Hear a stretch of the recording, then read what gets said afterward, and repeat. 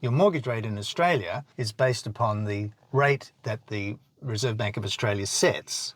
Okay. And that's their job. So it's totally fabricated. It is, but I mean, they have lots of data about the country, and yep.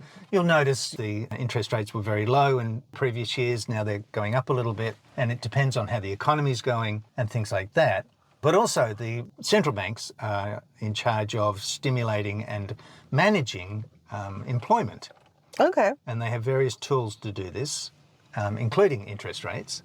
And the idea is there's certain levels of employment and unemployment that are deemed to be acceptable for a country. But the other thing that central banks can do is they can, and have done, is that if the stock exchange, for example, is having a big crash, or if the banks don't seem to have enough what they call liquidity, so if there's not enough money in the system, the Federal Reserve can, in olden days, they would have printed the money. These days, they generate it more digitally, but they can increase the supply of money in the country. Now, more recently, with respect to gold, central banks have been buying gold because not only can they buy stocks and shares if need be, not only can they buy government bonds and treasuries and things like that, they can also buy hard assets.